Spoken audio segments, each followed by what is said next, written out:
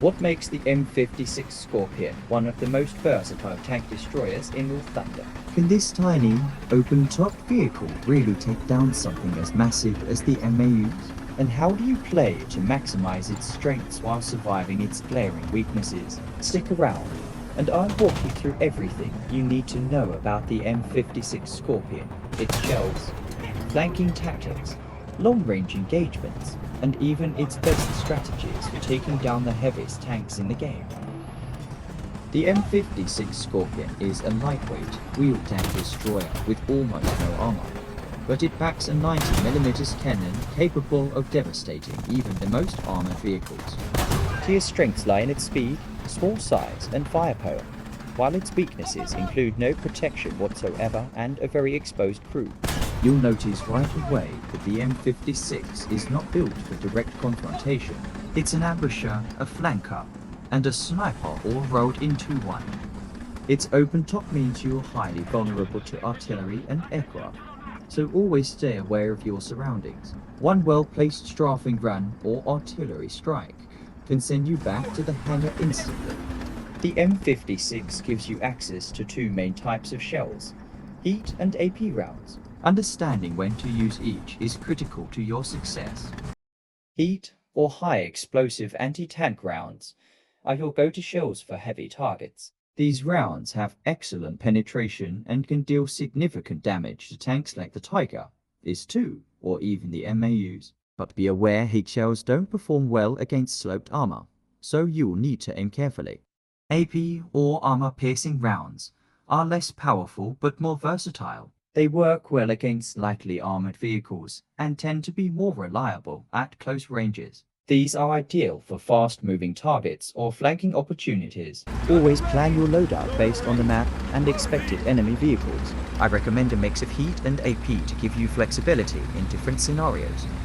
The M56 thrives on speed and maneuverability, so your gameplay style should focus on flanking and ambushing.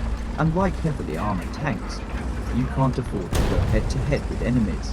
Instead, look for opportunities to outmaneuver them and attack from their weaker sides or rear. Here's the strategy. Start by identifying open flanking routes on the map. Use your speed to reach these positions early, before the enemy has fully secured their defenses. Always stay close to cover rocks, bushes, and terrain dips are your best friends.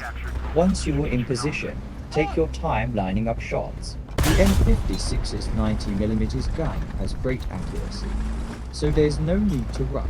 When flanking, prioritize high-value targets like heavy tanks or enemy snipers that could pose a threat to your team. One of the best things about the M56 is its ability to reposition quickly. After taking a shot, immediately move to a new position. Staying in the same spot for too long will make you an easy target, especially if the enemy has spotted you.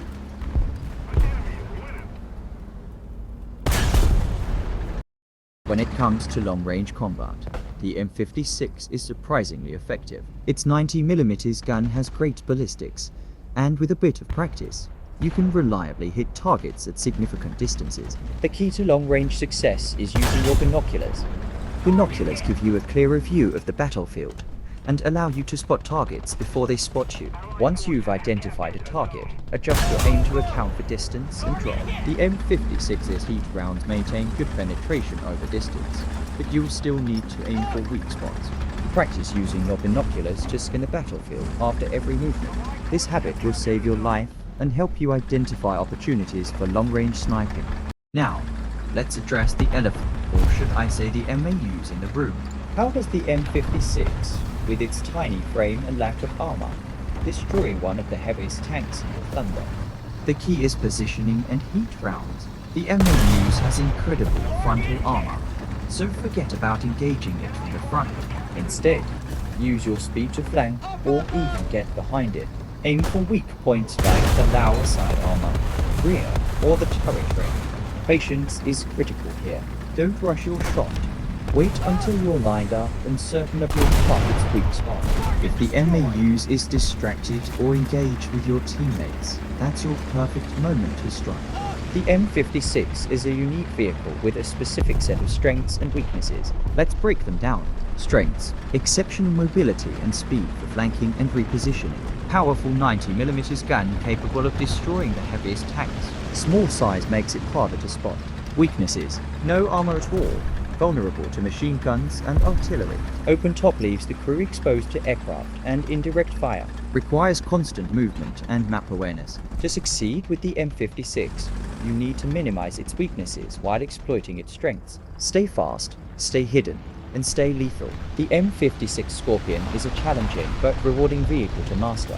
Whether you're flanking, sniping, or taking down heavyweights like the MAUs, this tank destroyer can punch well above its weight class when used correctly. So, what are your thoughts on the M56? Have you had success with it? Or are you still learning the ropes? Share your experiences in the comments below. And don't forget to like, subscribe, and hit the bell for more War Thunder content. Thanks for watching, and I'll see you on the battlefield.